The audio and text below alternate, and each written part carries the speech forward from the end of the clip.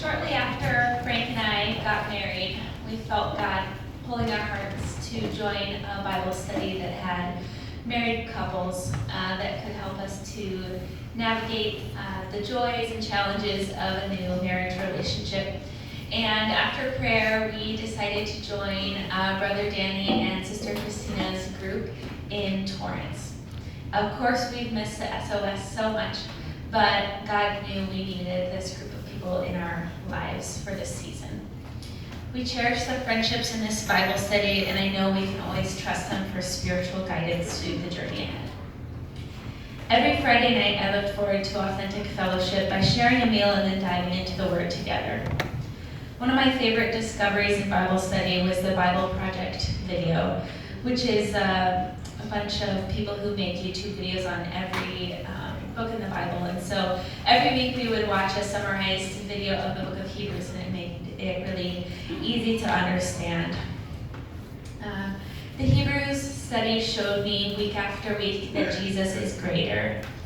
That Jesus is greater than the angels and the Torah, greater than Moses and the Promised Land, greater than the priest and Melchizedek, which we called Little Kizzy during our study because his name's hard to pronounce, and greater than the sacrifice in the Old Covenant. Through the weeks of Bible study, God kept pressing on my heart through Hebrews that Jesus is greater still. About a month ago, I found out my family friend Kyle had experienced a great loss. Kyle had lived with our family for 2 years during high school, and naturally we got really close. I got a call one night that his girlfriend Cindy had a seizure. She hit her head and she died unexpectedly. That night his dad had a heart attack and was hospitalized, and the next morning his 21-year-old son died as well.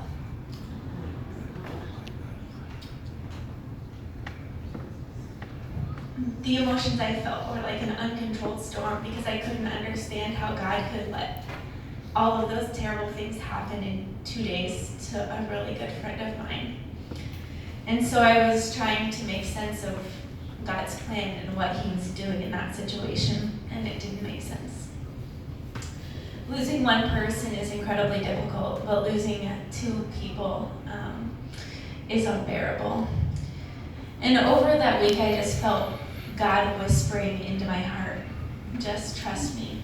And he was telling me, you can't see all of the pieces of the puzzle that I can see. Hebrews 3:15 says, today if you hear his voice, do not harden your hearts as in the rebellion. And although I didn't understand, I wanted a soft heart for God to speak into. I didn't want to go to Bible study that week, mostly because I didn't want to have to go as the broken mess that I was at that point. And I would much rather be all put together. But I'm so glad that I came just as I was so that my community of prayer warriors could come around me and lift Kyle up with me. Knowing that our Bible study was praying for my friend brought great comfort to me during that time. Through this sadness, Jesus showed me that he is greater than loss. Jesus being greater is a theme that weaves throughout the whole book of Hebrews, and studying this week after week has helped reinforce and remind me of this beautiful truth. So now, in my personal life, I remember Hebrews when I'm wondering what my purpose is, that Jesus is greater. And in our marriage, when God calls us to give generously and unexpectedly, I know that Jesus is greater. And when my grandpa, who doesn't believe in Jesus, is in the hospital with terminal cancer, I know that Jesus is greater still. Every day, God has been pulling my heart closer to his and reminding me to lay down my pride and my limited understanding so that I can embrace all that he has for me. John 3:30 has been my prayer. He must become greater and greater, and I must become less and less. So for those of you who haven't joined a Bible study, I want you to know that we truly have been praying for you every week that we meet, and would love to have you come and join us just the way you are, to read the Word of God and grow in your relationship with the Lord. Thank you.